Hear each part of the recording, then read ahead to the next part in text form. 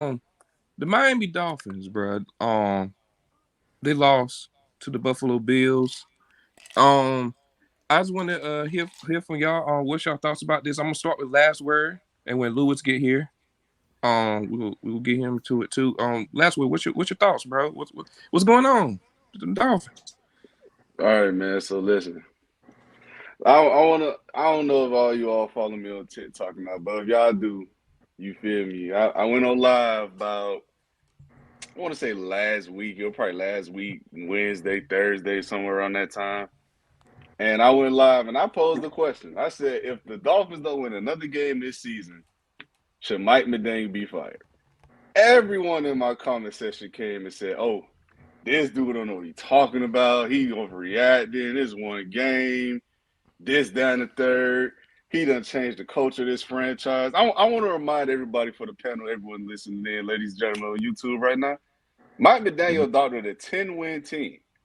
Not every coach coming into a situation where the team was one game out from the playoffs. That's just what it is. So it's not like he came into a shit show. He came into a pretty solid situation. And on top of that, they added to it. You need Mm-hmm. Tyreek Hill, we'll go get him. Hey, throw him the $30 million annually every year. We'll give it to him. You want Bradley Mm-hmm. Chubb?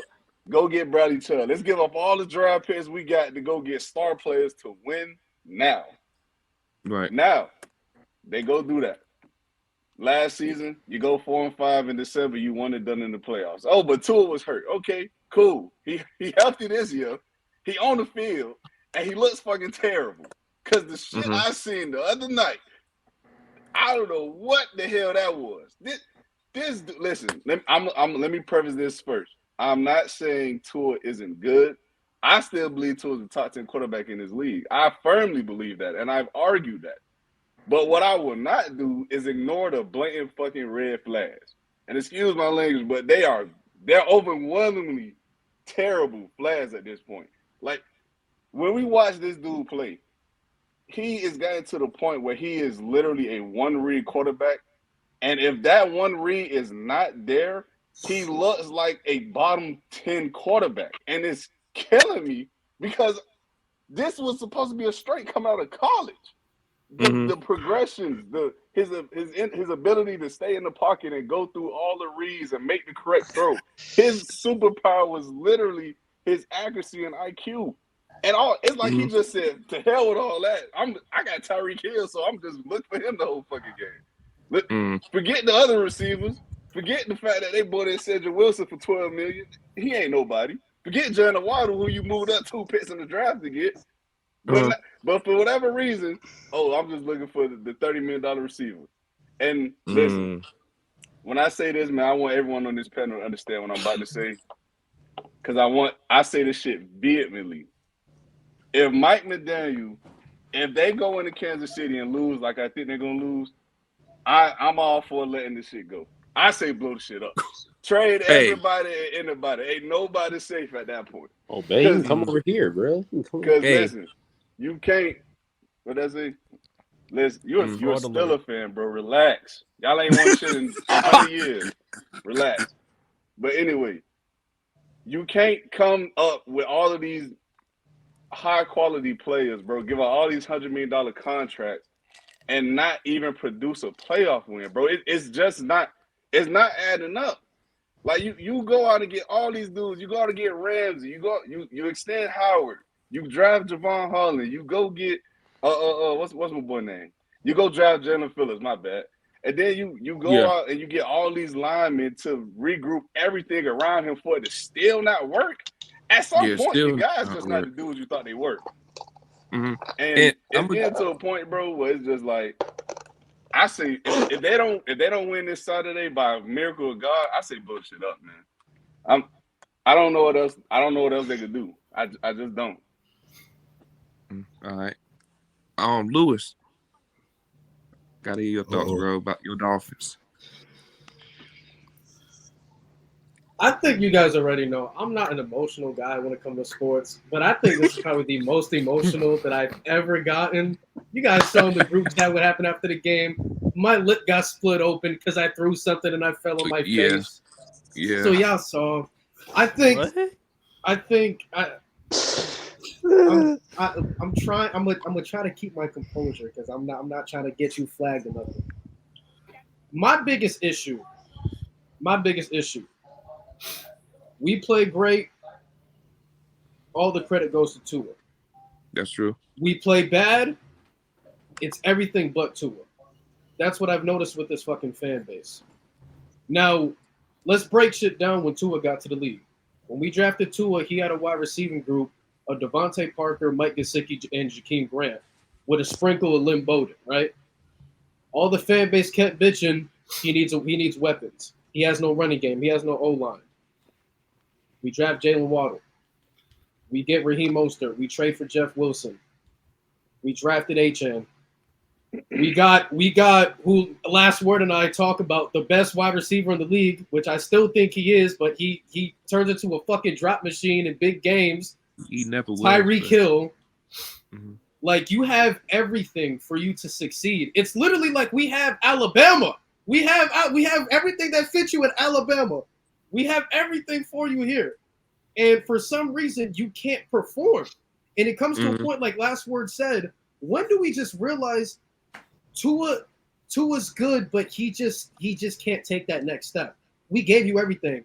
We gave you one of the best old linemen in the league. We gave you it what the league sees as an elite run game. We gave you a top 2 receiver. We gave you one of the best young receivers in the league that we got to offer. We gave you Durham Smythe, which I think if we give him some touches, he can actually do some shit. Durham Smythe actually is extremely underrated, man. If Like, he got the targets, he can actually do something. This is why. Oh, go ahead, Lewis. Go ahead. I'll let you finish. I just don't understand what else a quarterback needs. And Lastword was talking about the defense. Like, we had aside from adding in Bradley Chubb late in the season last year and trading for Jalen Ramsey, this is pretty much the same defense we had, and this is the same defense that a lot of people were like, oh my god, if we just fire Josh Boyer, and just imagine what this defense can do with Holland and Brandon Jones, Wilkins, Sealer, and shit. One of the biggest acquisitions that still don't get talked about that is supposed to change this defense was Vic Fangio. That motherfucker folds so much. I swear to God. It gets to the point. To be fair to him, it was not the defense fault though. Yesterday they played great. I don't know how Christian Wilkins. I don't know. That man was a one-man wrecking crew. I felt bad for him, but it gets to a point where like what else do we need? What else do we need? People still see Ramsey as the best corner in the league. There's a lot of people that argue Tyreek Hill is the best wide receiver in the league. We have one of the better O-lines in the league. We have one of the top 5, at least top 6 rushing attacks in the NFL. I don't know what else we need, dog. I'm gonna be honest. I don't know. I'm at the point where I'm fucking done. Pray.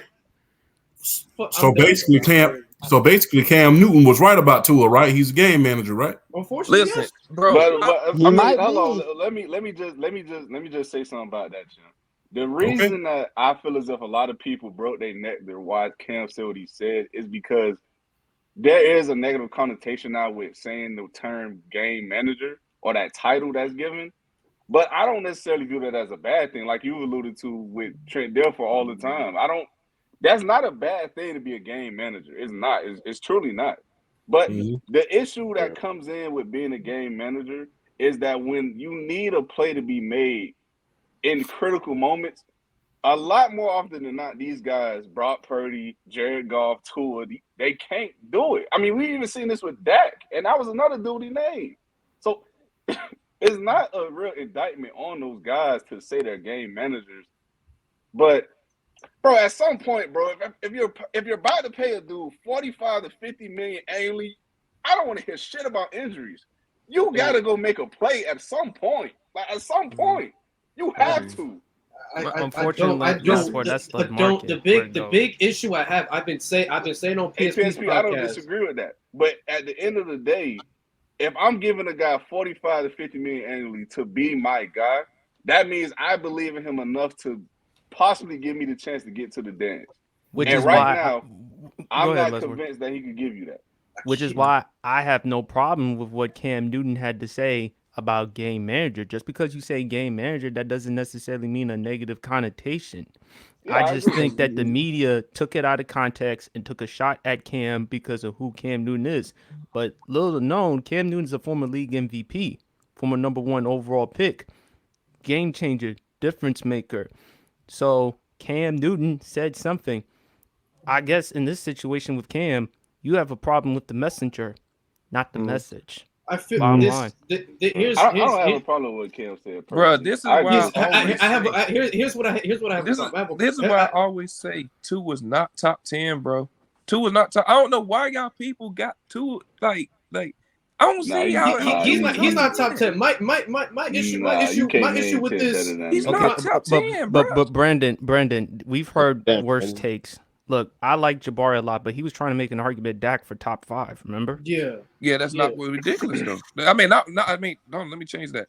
Not. I ain't mean it like that. I didn't mean it like that. But that's still terrible, bro. He's top 10, but like he's not top 5. But Okay, but cool. what He's not last top word 5. say? Here's what I agree with. Jabari was Last tripping word. about that.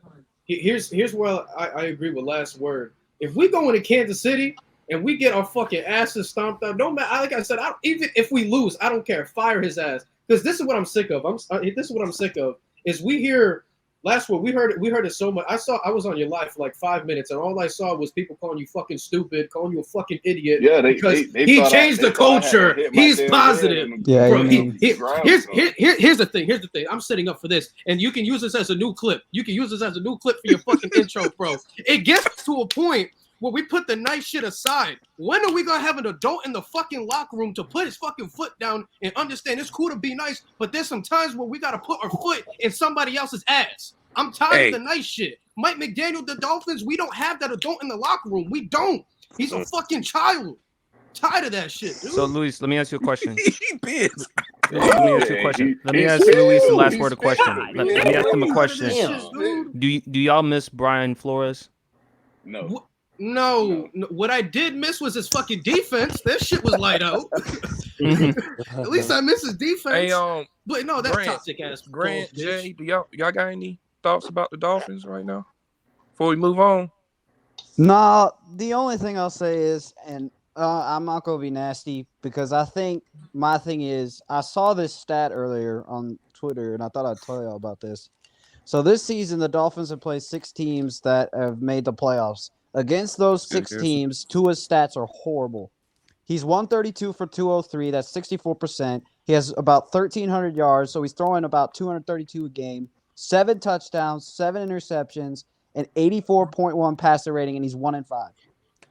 Hold on, brother. I'll go. Hold on. I'll go a step further for you, Grant, because I know this shit like the back of my damn head. When it comes to 500 teams, he's 10-10 against those teams. Mm-hmm. And on top of that, guys, to top it off, his first read to his fourth read is second read is the worst drop off in the league for any starting quarterback.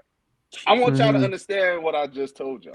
And my thing is, strength coming into the league was supposed to be his IQ and accuracy, and he's the worst first to second read progression quarterback in the league. Let me take something a step further too. You know how we have fraudulent games, right? Where I don't want to call my quarterback a complete fraud. He's a bitch right now. I hate him. But do you know what game had everybody fooled about Tua trying to put him into this elite category? Last year against Baltimore. That 6 touchdown game that put Tua into conversations and pedestals he did not belong in. Look where it got us. We're the laughing stock of the fucking league right now. We about to get our ass stomped out Saturday night to who? Probably the greatest talent we've ever seen. Weather too, boy. I thought you were going to say the Chargers game, Luis. Go ahead, bro. The Chargers game too, though. You're right about that, PSP. So this is not a dig at Lastword or Luis whatsoever, but do you remember last year when Nick gave me shit because I questioned Tua's accuracy? Hold on, Nick Dawson? Yeah, you remember that? Yep. I think I did. He told a Tyreek like he's 7'12". Hey, I remember that. And this is not a shot at Nick, but he was giving me a bunch of shit for questioning his accuracy, and Tyreek be catching the ball with these. This is what Tyreek trying to catch with. This is what Y'all he doing. be He can't even catch with shit, yo. That's crazy. Hey,